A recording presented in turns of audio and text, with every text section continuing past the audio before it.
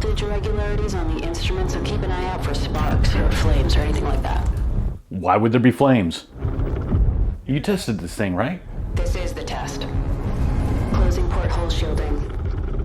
If you were trapped in an iron lung with nothing but your thoughts and a ticking pressure gauge, what truth about yourself would rise to the surface?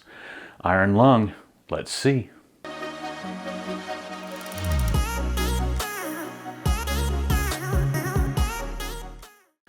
Hey, welcome back, moviegoers. This week we got to see Iron Lung, which is a catastrophic sci-fi horror film set after a cosmic disaster which wipes out all the stars and inhabitable planets. A condemned prisoner is sealed inside a rusty, windowless submarine and set to explore a blood-red ocean on a dead moon.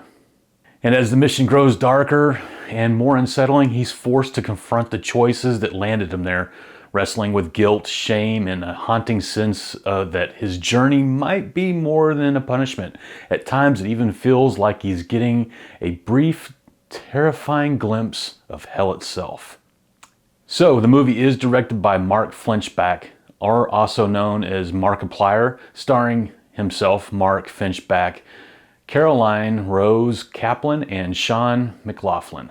And if you're into potty time, well, right about the 25-minute mark is about when you can step away and not miss any beats in the movie.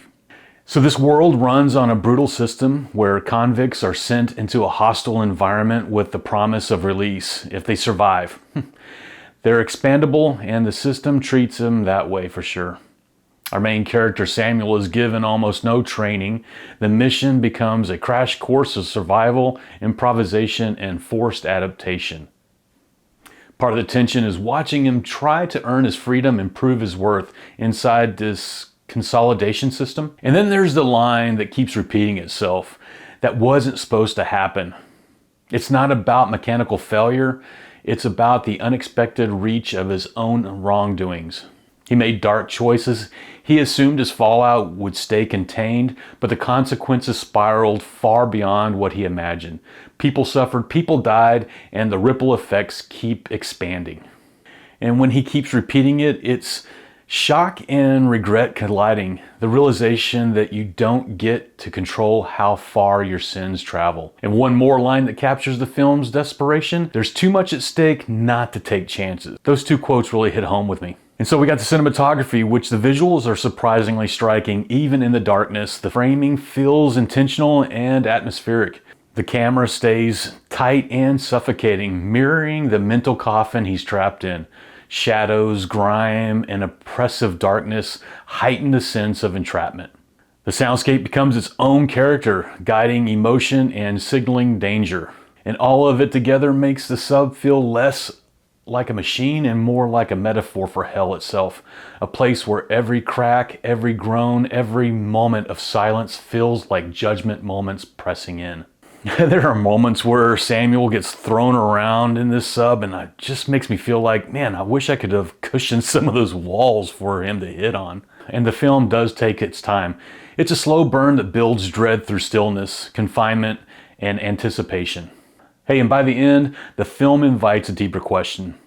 Is this hell, or is this my penance for the wrong I've done? The journey becomes a confrontation with guilt, regret, and the cost of survival. Where this movie isn't for everyone, I enjoyed it for the sheer work and passion Markiplier poured into it.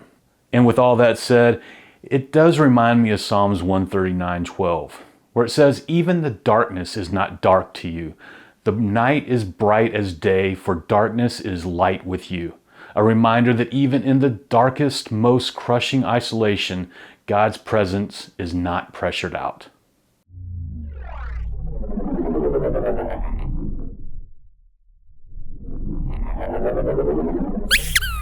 Hey, and did you know that Mark Fischbach financed Iron Lung himself to retain the creative control?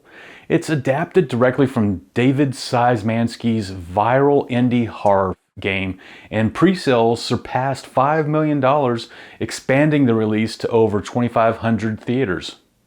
Iron Lung, now you know.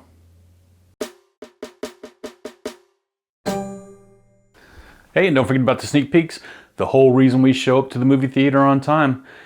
This week we got to see The Bride coming out March 6th, and with the new trailer that's just been released, I'm looking at this new adaptation of Frankenstein's Bride. It's not just a fresh coat of paint, it has been revamped for sure. Go check it out. Also, we have Masters of the Universe coming out June 5th, Passenger May 29th. There is no video on this or movie poster, so bear with me, this is the director. Also, we have Michael coming out April 24th. And who would you say your favorite artist was? Michael Jackson or Prince? I think by the colors I'm wearing today, we know the answer of my favorite. Hey, until next time, let's see. I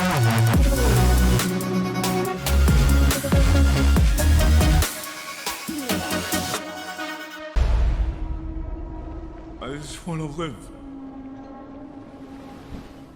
Is that so wrong? Why doesn't anybody else want that?